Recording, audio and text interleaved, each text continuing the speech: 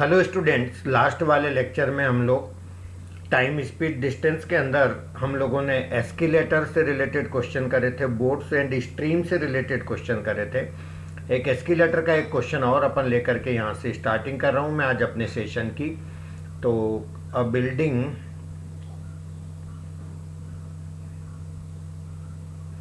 Has 2 floors and 90 steps.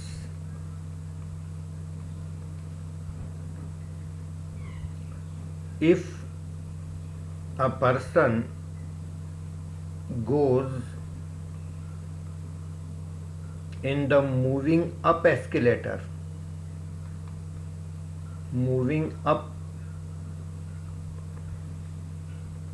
escalator, then it takes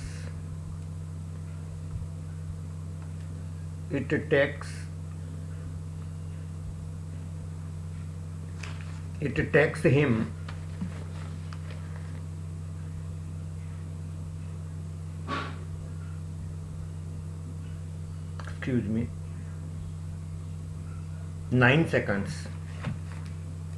It takes him 9 seconds.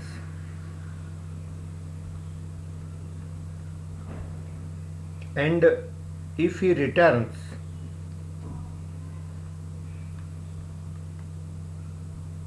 then it takes 45 seconds.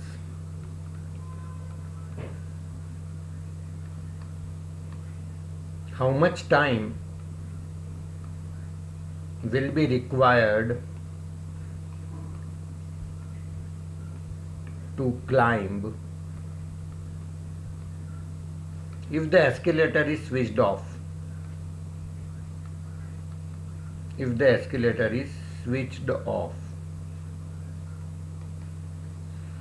ठीक है। अब सबसे पहले तो इसको अपन इस तरह से करते हैं कि सपोज करिए मेन m स्टेप चलता है खुद पर सेकंड और एस्केलेटर e स्टेप चलता है पर सेकंड, तो टोटल मिला करके स्टेप हो जाएगी m प्लस e पर सेकंड, जो वो बंदा ऊपर चढ़ेगा। जब एस्केलेटर भी ऊपर जा रहा है, बंदा भी ऊपर जा रहा है, तो पर सेकंड वो इतना चढ़ेगा। Is that clear? अब क्वेश्चन में बोला है कि जब वो ऊपर जा रहा था तो 9 सेकंड लगे, तो 9 सेकंड में इतनी स्टेप हो जाएगी, यस नो? तो ये जो टोटल स्टेप्स है ये number of steps in the escalator हो जाएगी एक तरह से।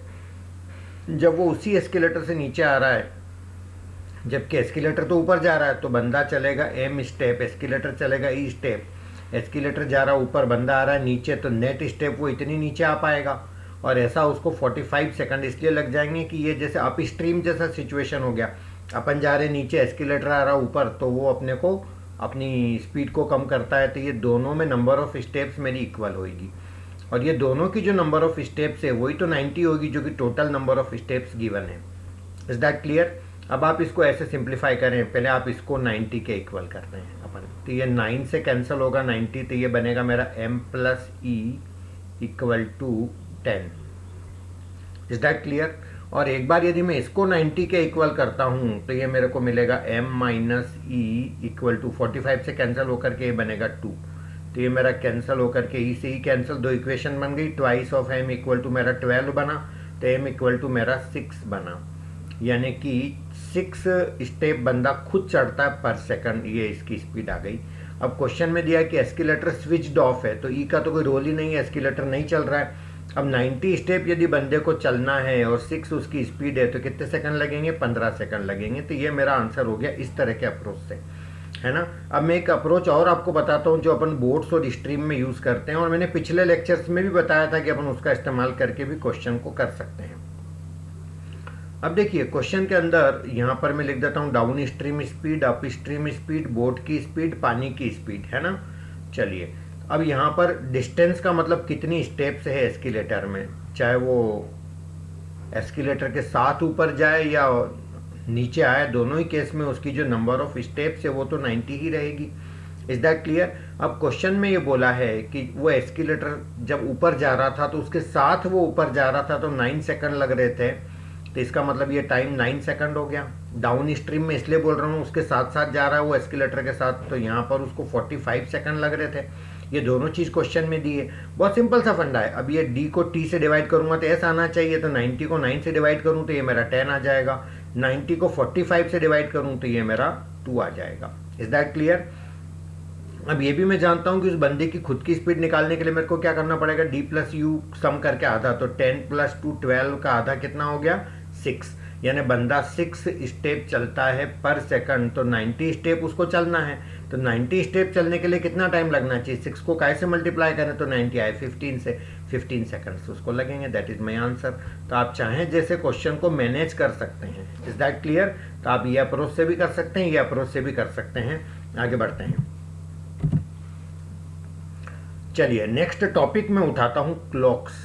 थोड़ा सा लोगों को डिफ़िकल्ट लगता है, वो इसलिए कि वो इसके भी कुछ फार्मूले तलाशने की कोशिश करते हैं या उसमें भी कोई ट्रिक्स लगाने की कोशिश करते हैं। मैं एक चीज़ क्लियर बता देता हूँ कि इस चैप्टर में कभी भी कोई रिस्क मत लेना, कॉन्सेप्ट आपके पूरी तरह से क्लियर होने चाहिए, कोई शॉर्टकट या फार्मूले मत बना लेना, नहीं तो हो सकता है कहीं कहीं आप प्रॉब्लम में फंस जाएं।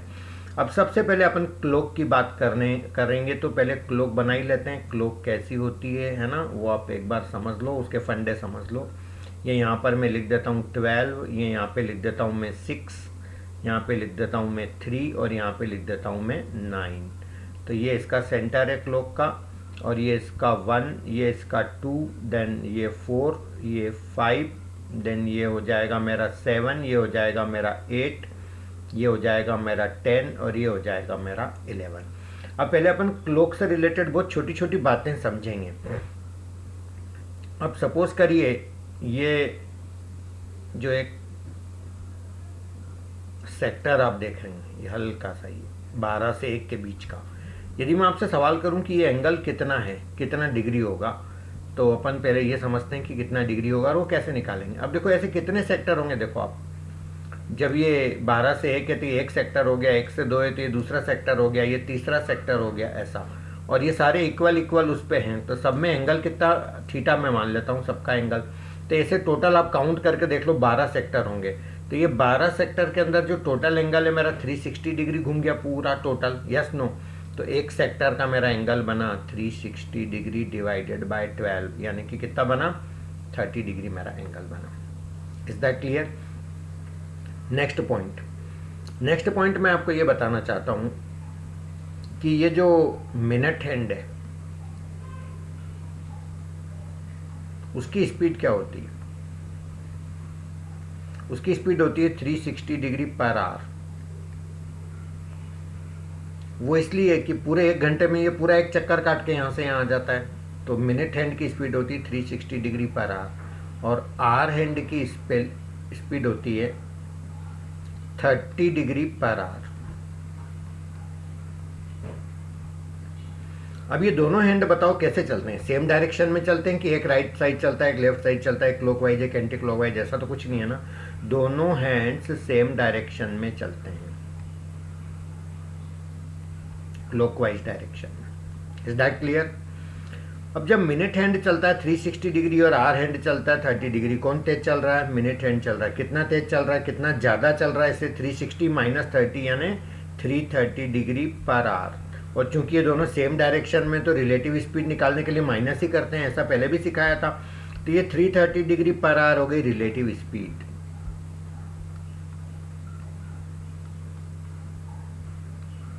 Is that clear? ये मेन कॉन्सेप्ट है, relative speed of minute hand. एक बार फिर से लिख देता हूँ, ये याद रखना आपको, पूरे चैप्टर भर ये फंडा आपका पीछा नहीं छोड़ेगा और ये काम आएगा आपको। इसी से बहुत सारे प्रॉब्लम्स सॉल्व हो जाएंगे। Relative speed of minute hand equal to 330 degree per our.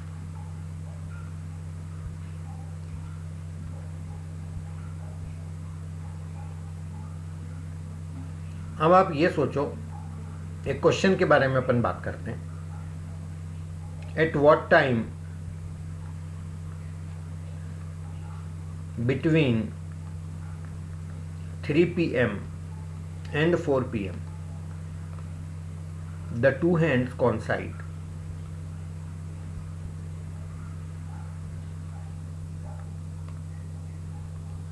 3 और 4 बजे के बीच में घड़ी के दोनों हैंड कितनी बजे कोइंसाइड करते हैं, है ना। कई लोग बड़े दिल से जवाब दे देते हैं, कोई 3:15 बोल देता है, कोई 3:16, कोई 3:17, कोई 3:18, एट्सेट्रा एट्सेट्रा।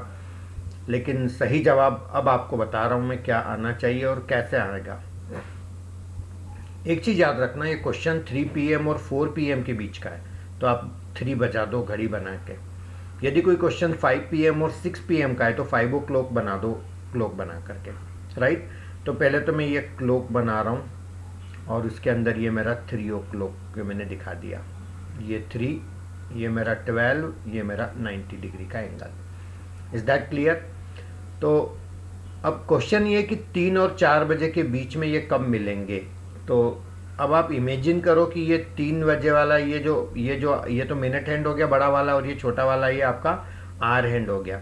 तो ये आर हैंड तो स्लो चलेगा और ये मिनट हैंड थोड़ा तेज चलेगा। ये अभी अपन ने देखा कि मिनट हैंड तेज चलता है। और अल्टीमेटली ये दोनों का मिलना, मीटिंग का मतलब ये है कि ये आगे आगे चल रहा है, ये इसका पीछा कर रहा है, और ये दोनों कब मिलेंगे, यानी ये गैप अल्टीमेटली कवर करना है। Yes no? तब यहाँ पर इसका मतलब ये हुआ कि इनका मिलने का मतलब ये कि जो मिनट हैंड है इसको कितना डिग्री कवर करना है, 90 डिग्री कवर करना है। जो गैप है वो ख़त्म हो जाना चाहिए। तब अपन वही फंडा लगाएंगे कि मिनट हैंड को चूंकि 330 डिग्री चलने में, अभी भी बताया ये फंडा मैंने ऊपर, यहाँ 330 डिग्री चलने में 60 मिनट लगते हैं, इसलिए 1 डिग्री चलने में कितना लगेगा, 60/330। इसलिए मिनट हैंड को 90 डिग्री चलने में कितना टाइम लगेगा, 60/330 मल्टीप्लाइड बाय 90। तो ये 0 से मेरा 0 कैंसिल हो गया, ये 3 से कैंसिल करूँगा तो 11 आएगा, और ये 3 3 9 आएगा, तो ये मेरा बनेगा 180/11।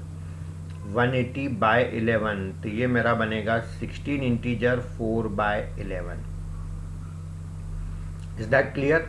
यानी कि इतना टाइम और लगेगा 3 बजे के बाद, यानी 3 बजे के बाद 16:16 मिनट और समथिंग सेकंड्स वाला पार्ट, यानी 4/11 मिनट। तो this is the time where the two hands coincide. Is that clear?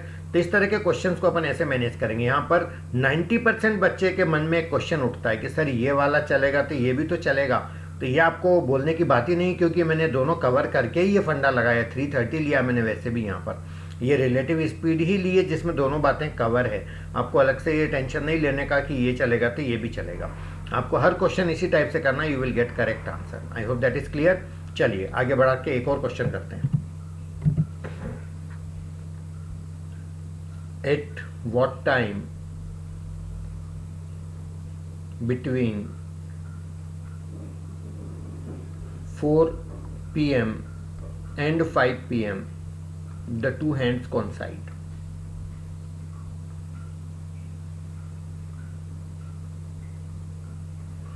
चार और 5 बजे के बीच में ये घड़ी के दोनों हैंड कब कोइंसाइड होते हैं? जैसा कि मैंने अभी भी बताया कि 4 और 5 के बीच का क्वेश्चन है, तो पहले आप 4 बजा लो।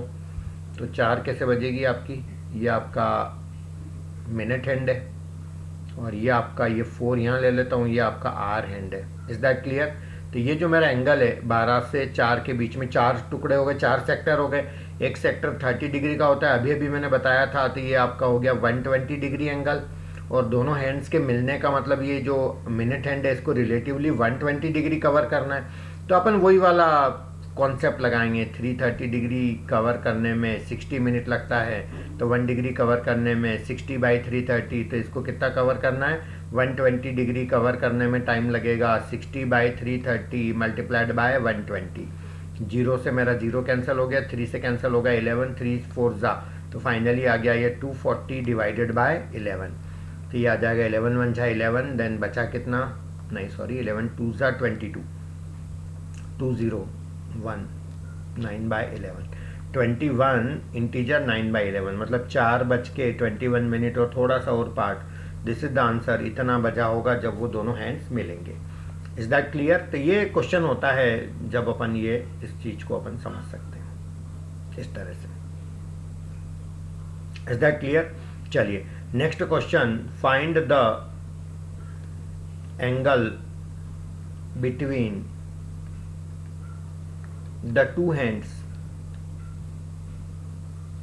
एट, ये बार बार मैं लिख नहीं रहा हूँ, टू हैंड्स मतलब अंडरस्टूड है minute hand and hour hand, at 2:20 PM 2:20 पे घड़ी के दोनों हैंड के बीच एंगल कितना होगा। अब ये थोड़ा सा उल्टा टाइप का क्वेश्चन है। अब यहाँ पर फिर से मैं घड़ी बना देता हूँ, क्लॉक बना दिया मैंने। 2:20 का पूछा है तो 2 बजा दीजिए। मैंने बोला भी था कि ये 2 से 3 के बीच का है तो 2 बजा दीजिए। तो ये आपका ये 1, ये 3 और ये आपका 2। तो ये मेरा हो गया आर हैंड, ये हो गया मिनट हैंड। अभी कितना डिग्री का एंगल है बताएं जरा। 60 डिग्री का एंगल है 12 से 2। Is that clear. अब होना क्या है कि मेरे को चाहिए 2:20 वाला सिचुएशन, 2:20 वाला सिचुएशन, यानी कि ये जो मिनट हैंड है इसको 20 मिनट में ये कितना चलेगा ये मेरे को बताना है रिलेटिवली, है ना। अब मैं उल्टा फंडा लगाऊंगा। पहले मैं ये बोल रहा था कि 330 डिग्री चलने में 60 मिनट लगते हैं मिनट हैंड को। अब मैं उल्टा बोलूंगा इसी बात को कि 60 मिनट में कितना चलता है 330 डिग्री। तो 1 मिनट में कितना चलना है 330/60। तो 20 मिनट की बात है, ये 220 पे निकालना है। तो 20 मिनट में कितना चलना है 330/60 मल्टीप्लाइड बाय 20। तो ये मेरा हो जाएगा 20, 3 × 60। तो ये 330/3 आ जाएगा 110 डिग्री, 110 डिग्री चलेगा। तो ये मिनट हैंड 110 डिग्री चलेगा, मतलब इसे आगे निकल जाएगा। अभी 60 का गैप है, 60 को कवर करके आगे निकल जाएगा। तो यदि ये आगे निकल जाता है तो 60 तो पहले से ही गैप और ये 110 चलेगा, तो 110 में से 60 माइनस कर लो। तो अब इनके बीच का जो एंगल है वो कितना बचा 50 डिग्री बचा। This is the answer. तो इन दोनों हैंड्स के बीच का एंगल कितना हो जाएगा 50 डिग्री हो जाएगा, क्योंकि ये चलते चलते ये इतना आगे आ जाएगा कि 110 का एंगल पूरा बनेगा। तो ये निकाल लो तो ये अब नया एंगल इनके बीच का 50 डिग्री हो जाएगा। आई होप ये बात आपको समझ आई होगी। Is that clear. चलिए, आप इस चीज़ को ऐसे भी कर सकते थे, कोई ज़रूरी नहीं रिलेटिव स्पीड का फंडा लगाएं। आप थोड़ा सा इसको ऐसे समझो। मैं 20 मिनट की बात कर रहा था, है ना। तो 20 मिनट के अंदर यदि अपन थोड़ी देर के लिए अज्यूम कर लें कि ये जो आर वाला हैंड है 2 बजे ख़राब हो गया, ये नहीं चल रहा है, सिर्फ मिनट वाला हैंड चल रहा, तो वो 20 मिनट में कितना चलेगा। जो मिनट वाला हैंड है वो चलता है 360 डिग्री 60 मिनट में। तो 20 मिनट यानी कि इसका 1/3 होता है। तो 20 मिनट में ये चलेगा 120 डिग्री। Is that clear. तो 20 मिनट में 120 डिग्री चलेगा कौन, मिनट हैंड। पर आर हैंड मैंने अज्यूम करा था खराब हो गया, वो खराब थोड़ी नहीं, वो भी तो चलेगा। अब आर हैंड कैसे चलता है, वो चलता है 30 डिग्री चलता है 60 मिनट में। तो 20 मिनट में 1/3 यानी कि वो 10 डिग्री वो भी चलेगा। तो जब ये 120 चलेगा और वो 10 चलेगा, दोनों सेम डायरेक्शन में, तो नेट कितना इफेक्ट आया 110 डिग्री। तो मैं भी वही तो बोल रहा था। तो आप चाहें इतना सब लंबा चौड़ा करने के बजाय इस चीज़ को ऐसे ही किया करो जैसा मैं बता रहा हूँ, तो आपका टाइम बहुत बचेगा। Is that clear. चलिए नेक्स्ट क्वेश्चन की बात करते हैं।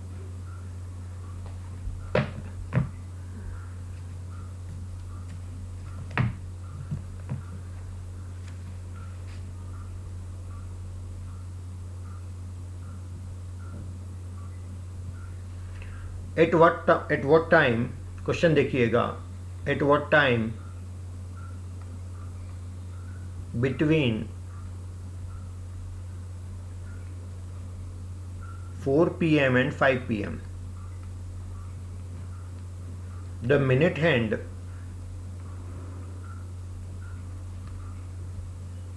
and hour hand are in same straight line।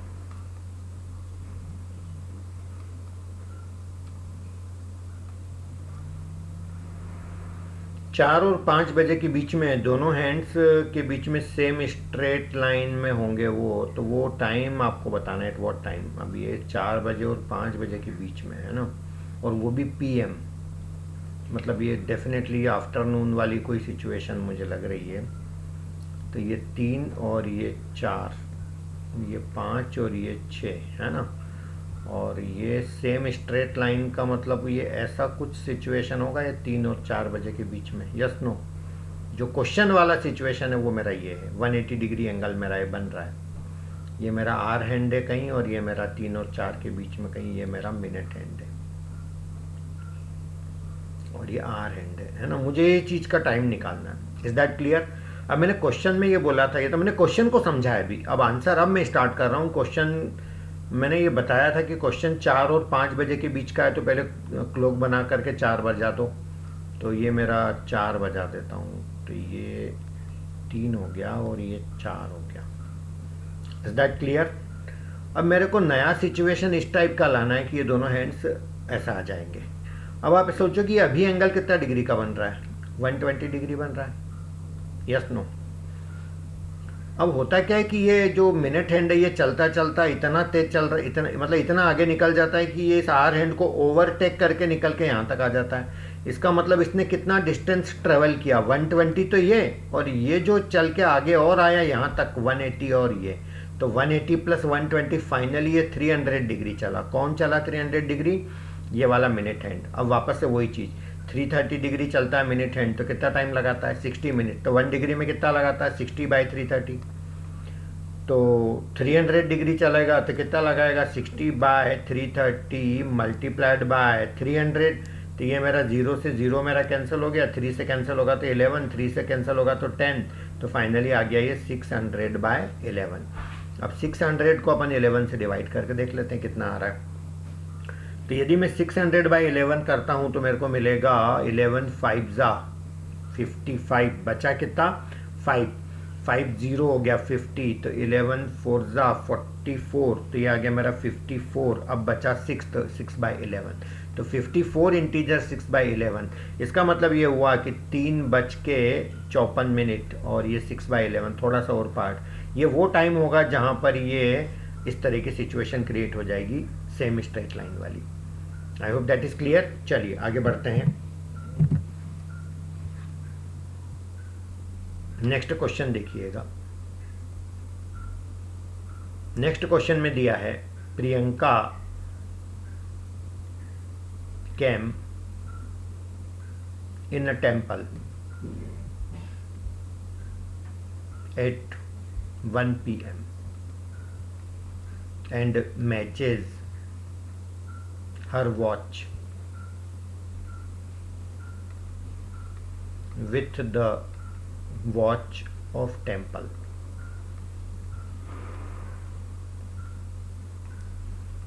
Her watch was gaining 1 minute every hour.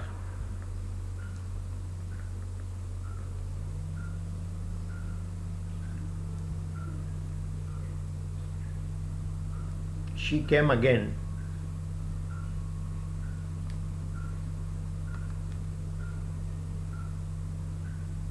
on same day in the temple at 6 p.m. according to her watch. Then what is the time in the watch of temple?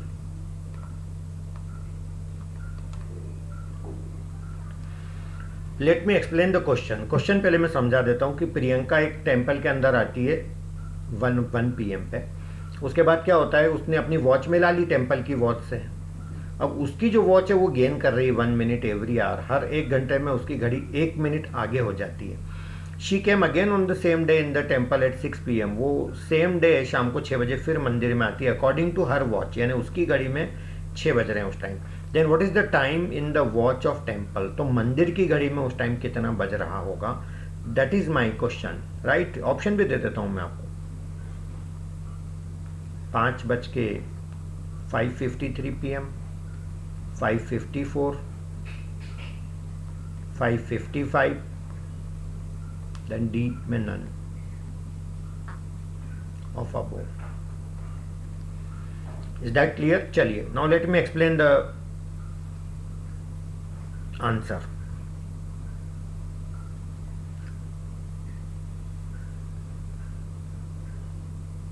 Priyanka, और यहां लिख देता हूं मैं temple. कितनी बजे आई थी? 1 PM पे। टेम्पल में भी कितना हो रहा था उस टाइम? 1 PM। और जब टेम्पल 2 PM होता है, टेम्पल यानी मंदिर की घड़ी में 2 PM होता है, तो उस टाइम प्रियंका की घड़ी में 2:01 हो रहा होगा, 1 मिनट गेन हो गया। जब मंदिर में 3 बज रहा होगा तो ये आपका 2:02 हो रहा होगा। और जब यहाँ 4 बज रहा होगा तो यहाँ 2:03 हो रहा होगा। और जब यहाँ 5 बज रहा होगा तो यहाँ पर 1 2 3 और यहाँ 4 हो जाएगा, 4:03 और यहाँ पर 5:04। और जब मंदिर की घड़ी में 6 बज रहा होगा तो उसकी घड़ी में 6:05 हो रहा होगा। क्वेश्चन ये नहीं कि उसकी घड़ी में जब 6:05 हो रहा है तो मंदिर की घड़ी में कितना हो रहा है। क्वेश्चन ये कि उसकी घड़ी में जब 6 बज रहा है तो मंदिर की घड़ी कितना बजा रही है। Is that clear? चलिए, अब यहाँ 6:05 हो रहा है तो यहाँ 6 हो रहा है, तो यहाँ जब 6 बज रहा होगा इसकी घड़ी में 5 मिनट कम, तो ये भी 5 मिनट कम करो तो कितना आंसर आया? 5:55। Yes no? हर बंदा यही सोचता है ना। 99% ऐसे ही सोचते हैं लोग, जो कि गलत है। ये पूरी तरह से गलत आंसर है, ऐसा नहीं चलता प्लस माइनस इसमें क्लोक्स के क्वेश्चन में। अब मैं आपको बताता हूँ ऐसे क्वेश्चंस को कैसे सोचना है। मुझे ये बताइए 1 PM से 6:05 तक कितना टाइम हो गया? 5 घंटे 5 मिनट, तो कैन आई से 305 मिनट। और ये 1 PM से 6 PM तक 5 घंटे हो गए, यानी कि 300 मिनट। Is that clear? चलिए, अब मेरा क्वेश्चन ये है कि प्रियंका की घड़ी 6 बजा रही है, मतलब 300 मिनट हो रहे हैं उसकी घड़ी में, तो मंदिर की घड़ी में कितना टाइम अभी तक हो चुका होगा। ये मेरा क्वेश्चन है ना। ये 6-5 की बात नहीं कर रहा हूँ मैं, 1 से 6 यानी कि 5 घंटे हो गए, और 5 घंटे में उसकी घड़ी चली 60 के अकॉर्डिंग 300 मिनट, तो मंदिर की घड़ी कितना चली होगी। अब यहाँ पर देखिए अपन इस क्वेश्चन को कैसे करते हैं। अब ये 305 चलती है तो ये 300 चलती है, मतलब प्रियंका की वॉच 305 चलती है तो मंदिर की वॉच 300 चलती है। तो जब प्रियंका की वॉच 1 चलेगी तो ये कितना चलेगी? 300/305। और जब प्रियंका की वॉच 300 चलेगी तो मंदिर की वॉच चलेगी 300/305 multiplied by 300। Is that clear? तो ये मेरा आंसर आ जाएगा। इसको कैंसिल करके देख लेते हैं। ये आपका 5 से कैंसिल होगा तो 5 6 जा 30 0, ये 5 से कैंसिल होगा 5 6 जा 5 1 जा 61। Is that clear? तो ये आ रहा 300 × 60/61, यानी कि इतना पक्का है कि ये आंसर आपका फ्रैक्शन में आ रहा है ना, इंटीजर में तो नहीं आ रहा है। और फ्रैक्शन आंसर आ रहा है, वटेवर जो भी आ रहा है, मतलब पक्का हो गया कि ये जो राउंड फिगर में जो आंसर है ये तो हो नहीं सकते 3, तो आंसर क्या हो जाएगा? None of these. आप चाहें तो इसको सॉल्व करके देख लीजिएगा कितना इसका आंसर आता है। मैं आपको थोड़ा सा ये बता देता हूँ। आपका इसका आंसर आएगा 295.08, 295.08 आ रहा है। आप इसको कैलकुलेट करके देख लीजिएगा। अब 295 मिनट का मतलब होता है कितने आवर्स हो गए? 5 घंटे में तो 300 मिनट हो जाते हैं, 4 घंटे में 240 हो गए, 4 घंटे 55 मिनट और थोड़ा सा टाइम और 0.08, ये उस टाइम मंदिर की घड़ी बजा रही होगी। ये इस तरह से अपन आंसर दे सकते हैं। But anyway answer is none of these. So take care इस तरह के क्वेश्चंस को कैसे सॉल्व करना है। एक और क्वेश्चन देखिएगा, बहुत अच्छा क्वेश्चन है। During an afternoon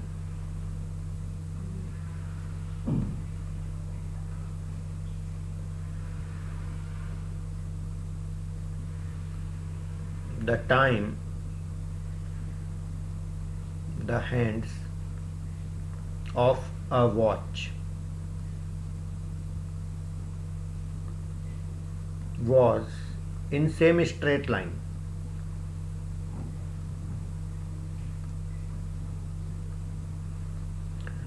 During an afternoon, the hands of a watch was in same straight line. After some time,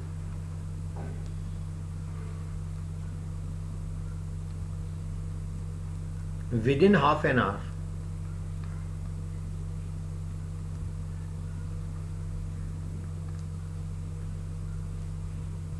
after some time, within half an hour, the minute hand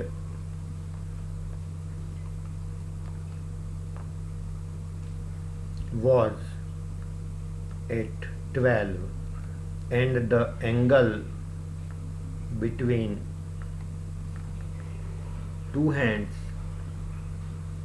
was 120 degree. Find the time when they were in same straight line. This is CAT question. Now try to understand the question. Question में ये दिया है कि एक afternoon की बात है, minute hand और आवर हैंड दोनों सेम स्ट्रेट लाइन में थे, है ना. ऐसा था. थोड़ी देर के बाद आधे घंटे के अंदर ही अंदर ये हो गया कि जो मिनट हैंड है वो 12 पे आ गया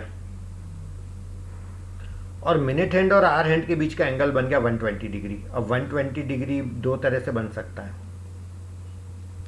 या तो आवर हैंड इधर हो या आवर हैंड इधर हो. तो ऐसे भी 120 डिग्री बन सकता है इधर से, और ऐसे भी 120 डिग्री बन सकता है इधर से. Is that clear? यदि ऐसे 120 बचता है तो ये 4 बचती है, ऐसे 120 बनता है तो, और ऐसे 120 बनता है तो ये कितनी बचती है? यहाँ 6 होता है ना, तो ये 8 बचती है ना. ये 30 है साहब. अब 8 बजे के आसपास की स्टोरी तो ये हो नहीं सकती, क्योंकि क्वेश्चन में क्लियर लिखा है ड्यूरिंग एन आफ्टरनून. तो 8 बजे के आसपास तो कभी आफ्टरनून होता ही नहीं है, चाहे वो मॉर्निंग का एट हो या इवनिंग का एट हो. इसका मतलब ये पक्का हो गया डेफिनेटली ये स्टोरी 4 बजे के आसपास की है ना. अब मैं ये चीज़ समझा देता हूँ आपको फिर से कि ये स्टोरी 4 बजे के आसपास की है. मतलब ये ऐसी कोई सिचुएशन रही होगी 4 बजे के आसपास जब इनके बीच में ये सेम स्ट्रेट लाइन यानी 180 डिग्री का एंगल रहा होगा. Is that clear? और उसके थोड़ी ही देर के बाद आधे घंटे के अंदर अंदर 4 बज गई. इसका मतलब पक्का हो गया कि ये क्वेश्चन 3 बजे और 4 बजे के बीच का है ना. कितना ब्यूटीफुल क्वेश्चन है ये. सारे सोच के आपको इतना पता चल गया कि क्वेश्चन 3 बजे और 4 बजे के बीच का है. तो जैसा कि मैंने बताया आपको कि 3 और 4 के बीच का क्वेश्चन है, तो आपको 3 बजा देना चाहिए घड़ी बना के. तो ये मैंने 3 बजा दिया. ये आपका 12 पे मिनट हैंड है, ये आपका 3 पे आवर हैंड है, ये मेरा 90 डिग्री का एंगल है. Is that clear? और ये सेकंड सिचुएशन है मेरी बाद वाली, जब वो जो पूछा है उन्होंने ये सिचुएशन. अब देखिए ये सिचुएशन आने के लिए इसको चलना पड़ेगा मिनट हैंड को कितना 90 डिग्री तो ये कवर करना पड़ेगा, और उसके बाद इतना चलना पड़ेगा कि ये 180 और आगे हो जाए, यानी कि टोटल 90 प्लस 180 यानी इसको कितना चलना पड़ेगा 270 डिग्री चलना पड़ेगा. किसको? मिनट हैंड को. अब आप कॉन्सेप्ट वाइज ऐसे समझो कि मिनट हैंड को जब 330 डिग्री चलना पड़ता है तो कितना टाइम लगता है?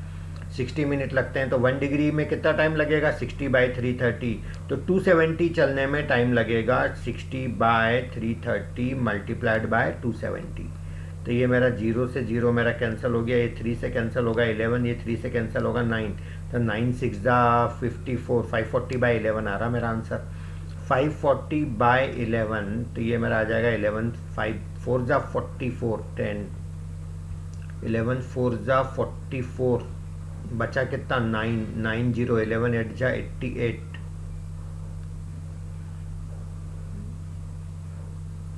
राइट. 11 4 जा 44 तो बचा कितना 10 देन 0 100 तो 11 9 जा 99 देन 1/11 यानी कि 3 बज के और 49 minute and 1/11. This is the approximate time where the hands are in same straight line. Is that clear? वैसे जब एग्जाम में क्वेश्चन आया था तो उन्होंने शायद 540/11 ही लिख दिया था, तो ठीक है, that is not a problem. Problem आपको समझ आना चाहिए कि उसको कैसे सॉल्व करना है. Is that clear? चलिए एक दो छोटी छोटी कॉन्सेप्ट और समझ लेते हैं.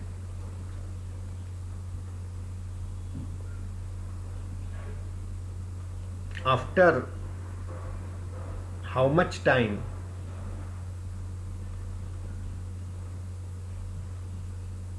the minute hand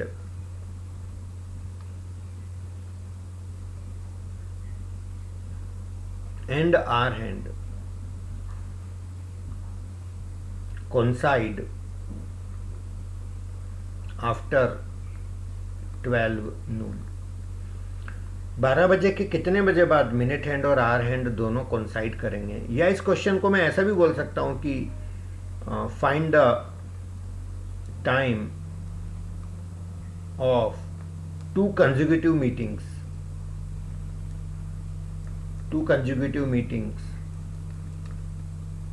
of minute hand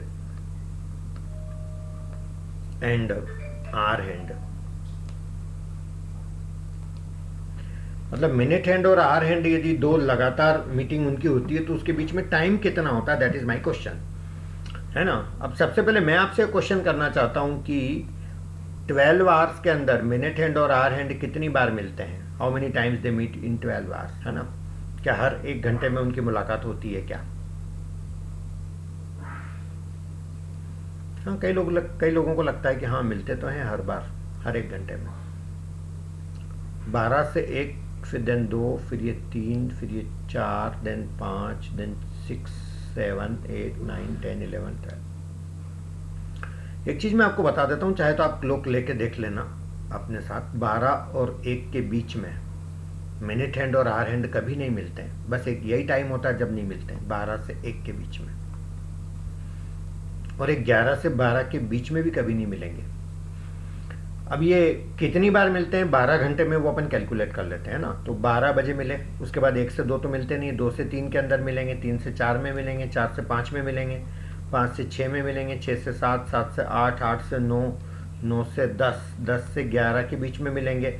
और उसके बाद तो सीधे 12 बजे ही मिलेंगे। तो ये नंबर ऑफ मीटिंग हो गई 1 2 3 4 5 6 7 8 9 10। एक बार और चेक कर लो कोई चीज़ छूटी तो नहीं। 12 के बाद 12 से 1 में नहीं मिलेंगे, 1 से 2 में तो मिलेंगे ना, ये तो लिखो। तो ये आपकी टोटल 11 मीटिंग्स आ रही है। Is that clear?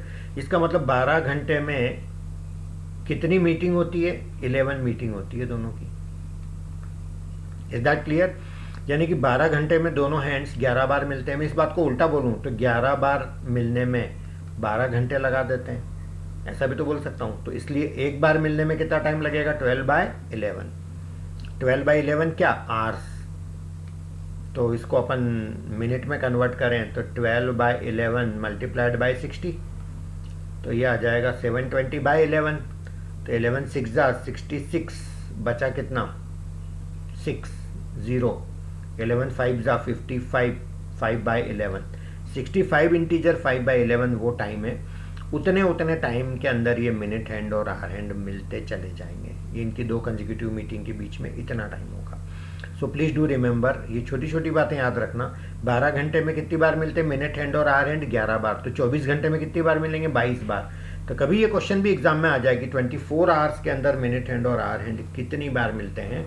So the answer is 22 times. Is that clear? चलिए, थैंक यू सो मच। तो आज ये मैंने क्लॉक्स से रिलेटेड आपको बहुत सारी चीज़ें बताई। Have a nice day.